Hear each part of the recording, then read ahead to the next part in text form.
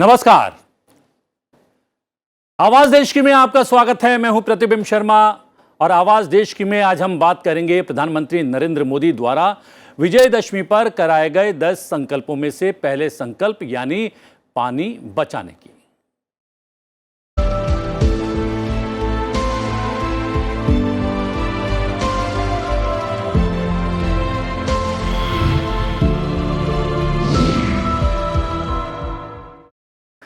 5 प्रण कराने के बाद प्रधानमंत्री मोदी ने देशवासियों से 10 संकल्प करवाए हैं। आवाज देश की में हम एक एक कर सभी संकल्पों पर चर्चा करेंगे, लेकिन आज नहीं, अलग अलग एपिसोड्स में। आज हम बात करेंगे प्रधानमंत्री द्वारा कराए गए 10 संकल्पों में से पहले संकल्प की। क्या वो 10 संकल्प हैं, एक बार सुन लेने की कोशिश करते हैं और क्या कुछ कहा प्रधानमंत्री ने विजयदशमी पर, वो भी जान लेते हैं। मैं आज विजयादशमी पर प्रत्येक देशवासी से 10 संकल्प लेने का आग्रह करूंगा। पहला संकल्प, आने वाली पीढ़ियों का ध्यान रखते हुए हम ज्यादा से ज्यादा पानी बचाएं। दूसरा संकल्प, हम ज्यादा से ज्यादा लोगों को डिजिटल लेन देन के लिए प्रेरित करें।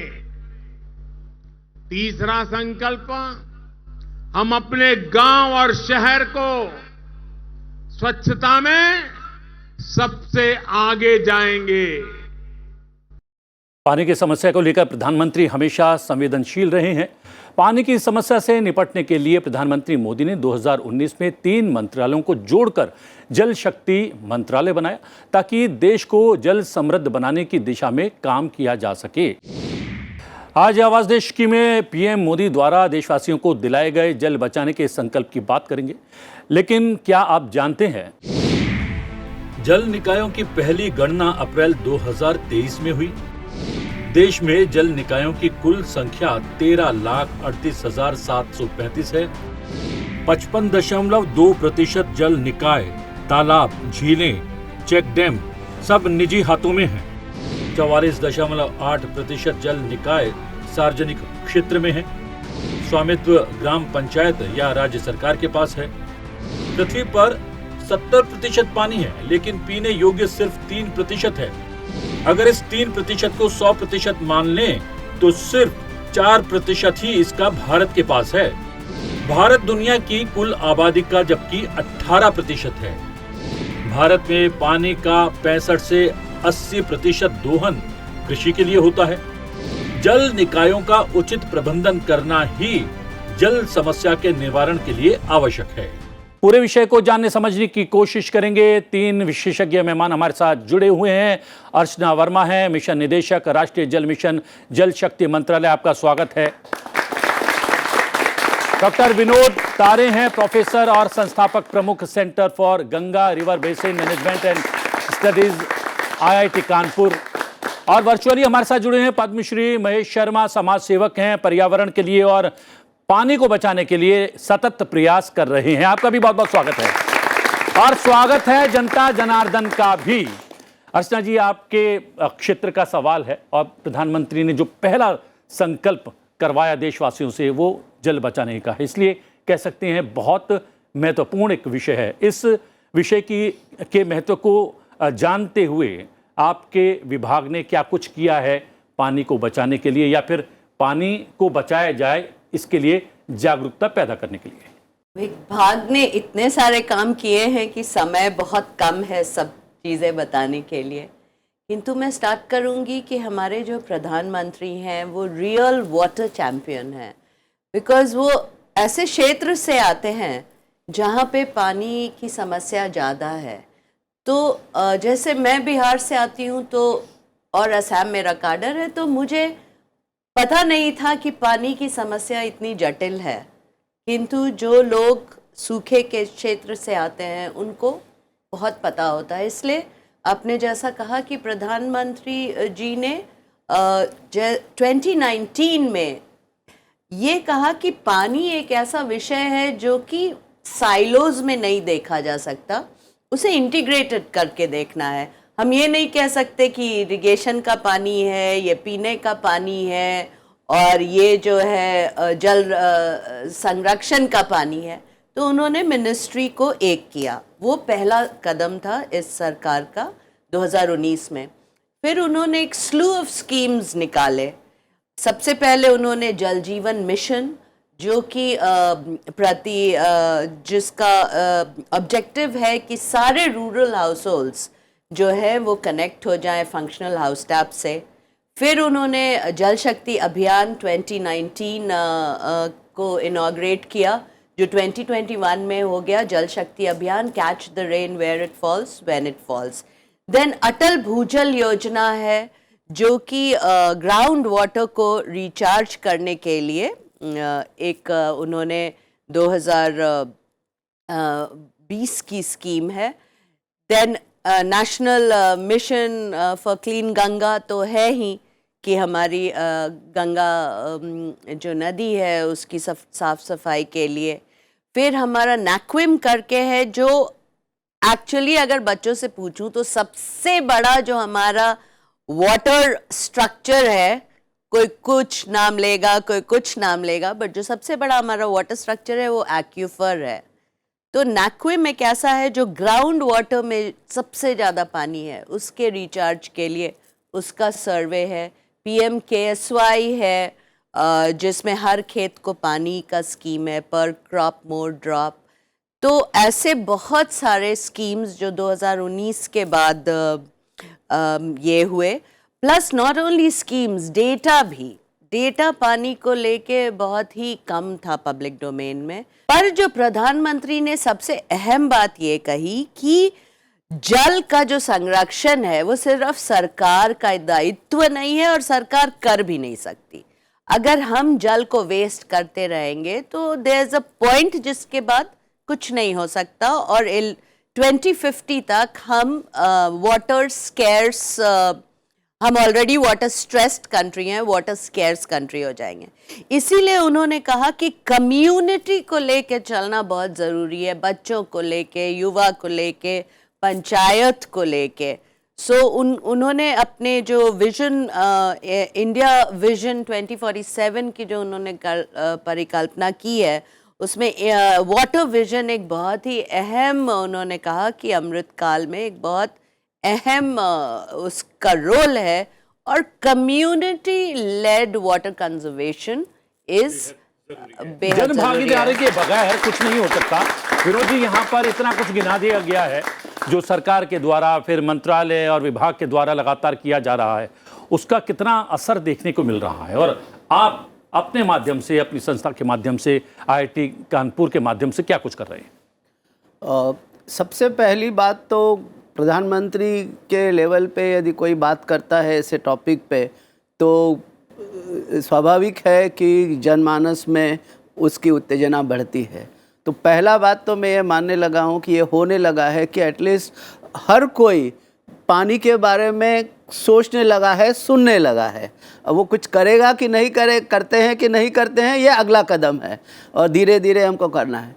तो काफ़ी कुछ चीज़ें, जैसे कि मैडम ने बताया कि हम एक वाटर की बात करते हैं, वन वाटर, तो कहीं पे भी पानी हो, किसी भी डिपार्टमेंट का हो, किसी भी गांव का हो, हमको उसको एक ही मानना है। ओके, और जब ये बताया कि हमको पानी बचाना है, तो पानी बचाने का मतलब क्या है? यदि आप देखेंगे, आपने आंकड़े दिए, यदि आप देखेंगे कि हमारी जो टेरिटरी है भारत की, उस पे सालाना जितना पानी गिरता है वो बहुत है। हमारी समस्या सिर्फ ये है कि वो कुछ समय में, कम समय में बहुत आता है और फिर बाकी समय हमें रहता नहीं है। तो जब हम पानी बचाने की बात करते हैं तो सबसे बड़ा प्रोग्राम हमारा जो है कि उस जो पानी हमें 20, 25, 30 दिन में आता है उसको हम साल भर तक कैसे चलाएं, और साल भर तक चलाने के लिए उसको कहीं ना कहीं रोकना है। तो हमारा सबसे बड़ा मिशन है कि जिसको हम बोलते हैं, एक सेंटेंस में यदि मेरे को बोलना है, कि रैपिड वाटर को स्लगिश वाटर फ्लो में कन्वर्ट करना है। और यदि स्लगिश वाटर में कहे तो जैसे मैडम ने बताया कि हमारा सबसे बड़ा रिजर्वायर एक्वीफर है। तो वो जो पानी बारिश का आता है वो हम नीचे कैसे जाने दें, और हम उसको ज़्यादा समय देंगे तो ज़्यादा जाएगा, और वही हमारा सबसे बड़ा स्टोरेज है।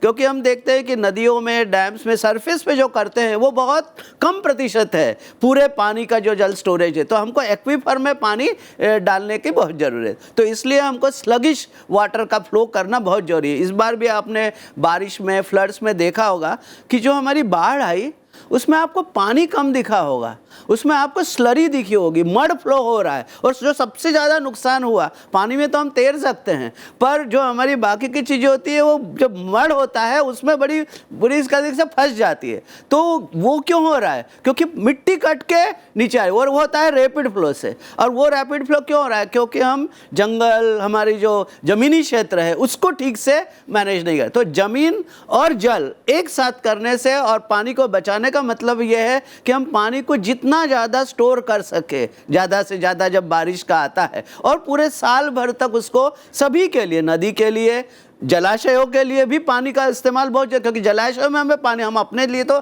मानते हैं, पर जलाशयों में पानी जरूरी, क्योंकि जो जल जीवन है वो कहाँ से जाएगा, है ना। तो उसके लिए भी पानी स्टोर करना, हमारे जितने भी तालाब है, ये है, वो भरे रहे पूरे साल भर, है ना, कम से कम उसमें पानी हो, वो भी बहुत आवश्यक है। भी हमारे साथ जुड़े हुए हैं वर्चुअली। भाई जी, प्रधानमंत्री ने भी इसका जिक्र किया कि जितनी बारिश बरसात के दिनों में भारत में हुआ करती है, अगर उसका स्टोर कर लिया जाए तो उस एक जो है वर्षा ऋतु की बारिश से 3 साल तक हम लोग, पूरा देश पानी पी सकता है, पानी की जो है परेशानी दूर हो सकती है। लेकिन उसके लिए क्या किया जाए? क्या कंक्रीट के जंगल फैल रहे हैं, ये एक अपने आप में समस्या है, और इसको रोकना भी थोड़ा सा दुरूह है, मुश्किल है। आप इस क्षेत्र में लगातार काम कर रहे हैं, क्या कुछ सामने आया है? सर्वप्रथम तो प्रधानमंत्री जी ने जब अलग से जल मंत्रालय बनाया तो उसके प्रति उनकी गंभीरता और पूरे देश को जोड़ने के प्रति उनकी जो भावना है, उसके कारण देश में बड़ा परिवर्तन आया है। और शिवगंगा अभियान जो हम झाबुआ, जो वनांचल क्षेत्र है भारत का, बहुत कठिन क्षेत्र है, दुर्गम, जहाँ पहाड़ियाँ अधिक हैं, वहाँ हमने भीलों की एक परंपरा है हलमा, जिसमें मिल करके काम करते हैं दूसरों का संकट मिटाने का। तो उस हलमा परंपरा से सैकड़ों गांव के अंदर हमने पानी रोकने का अभियान चलाया। जैसे अभी प्रोफेसर साहब बोल रहे थे कि जनता और समाज पूरा मिलकर के इस बारिश के 20-25 दिन का पानी साल भर के लिए कैसे संग्रह करें। तो हम गांव-गांव के अंदर इकट्ठे होकर के पानी रोकने के जितने प्रकार हैं, उसमें तालाब भी एक है, कंटू ट्रेंच बनाना एक है, नाली, गली बंधान, पहाड़ों के ऊपर से पानी जो बहुत तेज गति से रुकता है, उसे रोकना है।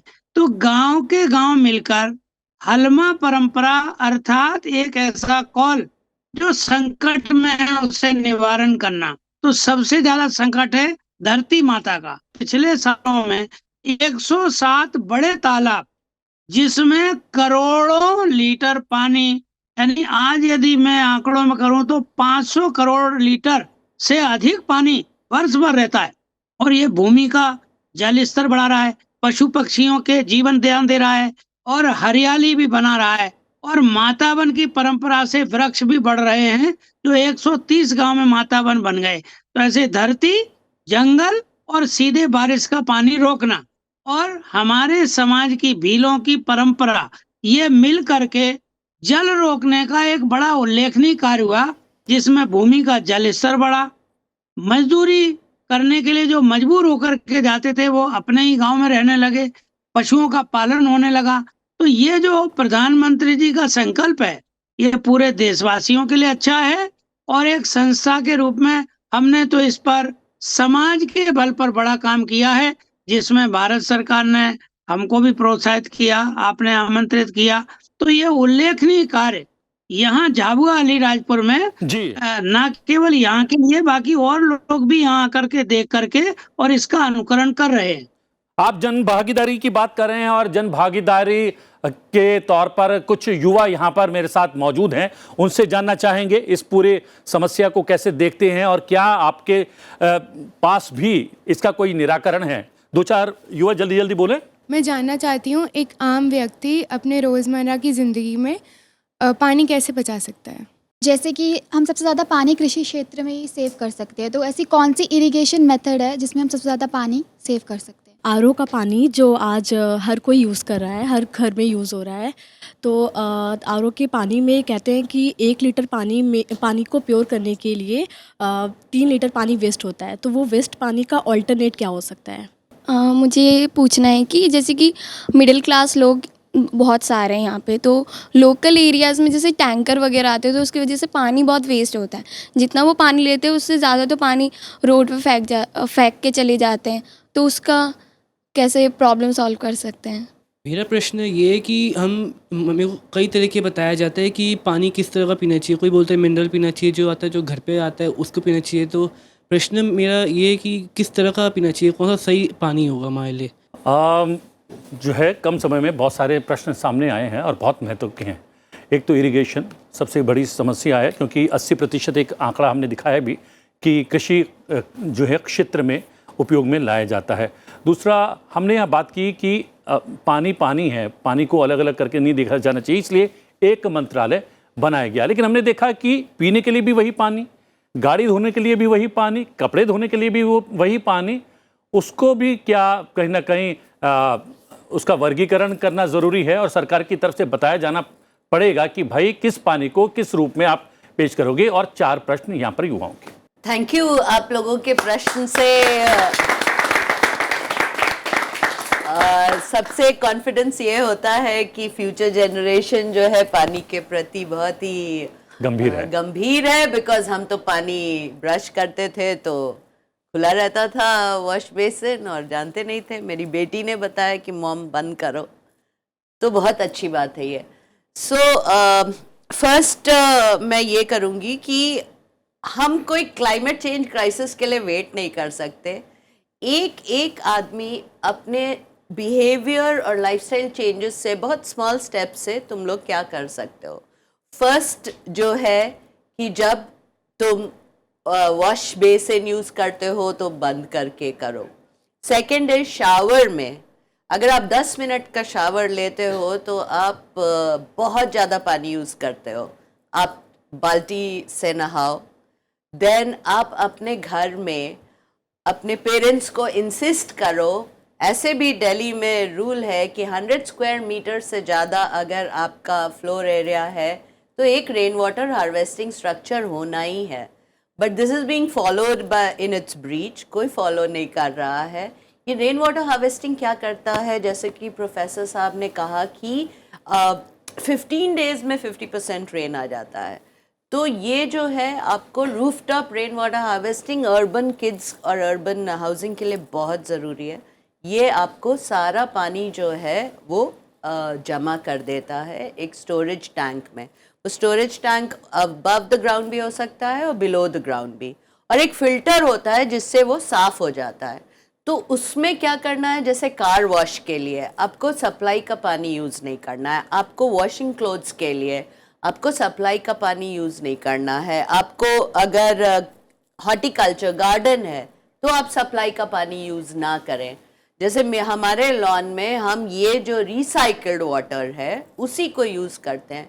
5 आवर्स अभी हम लोगों ने 2020 में प्रधानमंत्री के नेतृत्व में एक बहुत ही गेम चेंजर इंस्टीट्यूशन को खड़ा किया है, जो अभी बिल्कुल इस लेवल पे है, शुरुआती लेवल पे है। उसका नाम है ब्यूरो वाटर यूज एफिशिएंसी। उसका मेन ऑब्जेक्टिव है कि आईसी फैलाना and mass awareness about 5 hours, reuse, reduce, recycle, recharge, but most of all, respect water. Water is something which is not a infinite source. वो ख़त्म हो जाएगा 2050 तक, हमारे डिमांड्स एक्सीड कर जाएंगे। जहाँ तक इरिगेशन का बात है, यस, सबसे ज़्यादा जो ग्राउंड वाटर है वो 67% इरिगेशन के लिए जाता है। तो पर क्रॉप मोर ड्रॉप करके एक गवर्नमेंट ऑफ इंडिया का स्कीम है जिसमें स्प्रिंकलर एंड ड्रिप आप इजराइल में वो सब देखे होंगे, स्प्रिंकलर एंड ड्रिप अब इंडिया में भी स्टार्ट हो गया है। ये 2 मेथड्स ऑफ इरिगेशन है जो कि बहुत ही एफिशिएंट है। देन आप सिंस बच्चे हो, इंटरनेट ऑफ थिंग्स, आजकल कर्नाटक में कुछ फार्म्स में ऐसे हो रहे हैं कि मोबाइल ऐप पे सेंसर लगा हुआ है और वो सेंसर डिटर्मिन करता है कि सॉइल मॉइस्चर कंटेंट क्या है, कितना पानी लगेगा, और फार्मर घर बैठे वो उतना ही पानी देता है जितना कि ज़रूरी है।